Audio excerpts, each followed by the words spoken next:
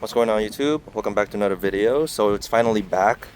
Here it is. So for this video, I'm just going to show you the aftermath of the upgrades and what happens if if you do the brake upgrade. I also did not do the compan, not yet, unfortunately. I just didn't have the time with my mechanic. He had a lot of projects going on, but because it takes more time to actually research and how to install that thing. So we're gonna revisit it. I know it's unfortunate I didn't do it, but I did the most important thing, which is the RCS 15, as you can see here, and a Rottweiler reservoir to replace the stock reservoir because it's not going to be compatible. So I initially had a Brembo reservoir kit from Rottweiler, but I saw that they sell this one too, so I had to order this one just to try. In their website, this is not specifically noted that it fits for this bike. It's actually noted that it will fit adventure bikes, the KTM Super Adventure. So I just rolled the dice and just to try it. There's an option. It's asking you if you want to do an OEM reservoir or RCS, and I just chose RCS, and it bolted right in. What they didn't mention is that you will have to switch the fittings down here. Initially, this elbow is on the RCS and the straight fitting is on the reservoir. So you have to pull that and flip it and install it that way so that this connection will happen. So that's kind of how it's connected. The RCS 15 had to be wired for the brake light switch, there. My mechanic did that. I don't know how to do wiring. I hate wiring, so that's why I brought it to him. What happened here is that now my handguard does not fit, so I have to put a spacer in here, which I already ordered from Twisted Throttle. I'm waiting on that. It's a 20 millimeter spacer, so that it'll kind of push out the bar this way. I'm hoping that it's enough. They also have a 30 millimeter, so I'll try the 20 millimeter first, and then if it doesn't work, then I'll try the 30. But also if it doesn't work, ultimately, if there's clearance issues, I'm just gonna try a bar end kind of lever guard. It looks, because I start seeing them on other bikes and it kind of looks really cool, but having a protection like this is also really cool to protect the lever. So I'm gonna make it work. I'm gonna make the handguard work as best as I can. As you notice, I also don't have a mirror stock here now because this is connected to the stock one. This system doesn't have a mirror stock, so I'm gonna have to get some kind of mirror that sits right here. I have that you zip tie. It's temporary but mainly this is a track bike, so I only need that for when I'm riding on the street, which is not often with this bike. So what else did I do? So we did that brake system. I also did the Oberon clutch slave here, and that one kind of gave my mechanic a little bit of problems because the supplied O-ring with that kind of it's just really fragile for some reason. It kind of broke apart when he was installing it. I don't know why. So we had to get a different O-ring and put it in there. But now it's good. It's not leaking or anything. It's good. It's in there. So it's not really an important. It didn't fail for me or anything. The stock one. I thought I was just gonna do it just to do it because I've been hearing stories about clutch slave cylinders failing. I just kind of did it as a preemptive, but maybe I should have stuck with the OEM one for longer, just to alleviate the headache. So, but it's in here now. It's working, so it's good. Here's the caliper. So this one is the tricky one.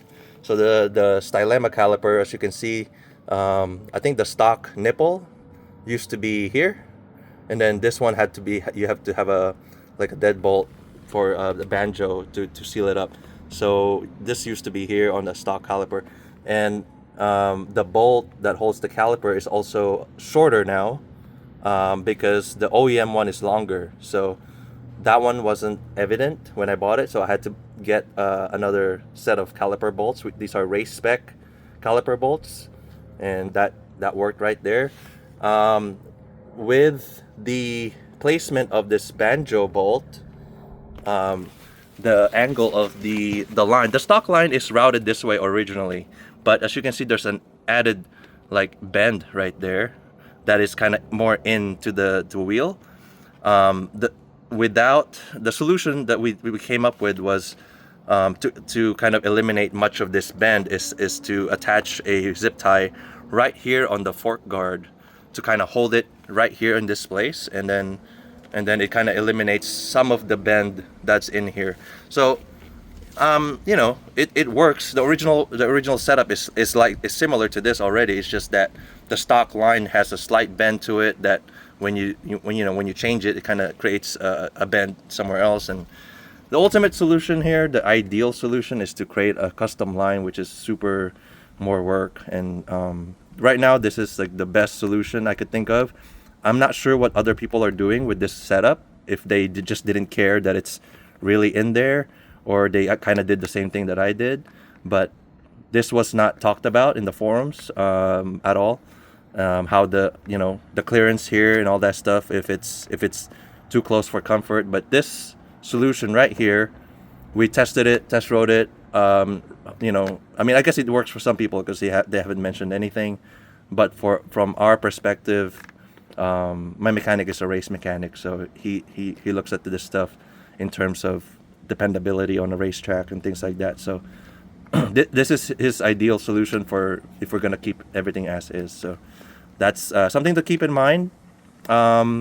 If you don't have this is going to be like flying off here, and it's gonna touch the rim or something. So you need to have this zip tie here. Okay. So other than that, yeah, I don't have the compan installed, unfortunately. I just my mechanic just didn't have the time to experiment with it. I know it's not hard. It's just time consuming. So I just it's not important to me, and I told them it's the last priority. So we'll revisit that, because now that people are asking me like, are you gonna change the clutch? And I started looking at pictures of a clutch master cylinder to match the thing, and now I'm thinking about it like, maybe I should change the other side now. So I know in terms of performance, it's not gonna do anything. It's not gonna do anything, I know. It's just that I like the look of this so much. Like, it just looks so premium, the bike, with this setup, that I kind of want to do it on the other side. But first, this time around, I'm gonna research, what a nicer reservoir that could match this one first, because now I have this. It has to be a square shape, and it has to match. So yeah, when I go back to my mechanic, maybe after the season or middle of the season, I'm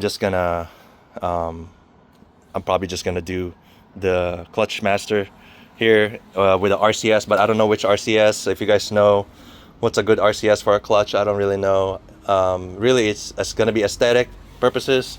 So that's that. I rode it home. Review of the ride is I can't tell yet. We have new pads here. Let me see. They're still breaking in. The pads here. I'll put it on the screen. The pads are new, so I have to kind of bed them in or something like that. So I have to do the pads again, like breaking of the pads. But so far, feel wise, I can't say it's night and day difference. Honestly, not yet. I mean, the lever feels good, at least. It's a solid feeling lever. But in terms of braking, like I told you earlier, like for this bike, it doesn't really need a brake upgrade. If anything, it's more of a psychological. The stock one actually was working properly, even on on a high-speed track.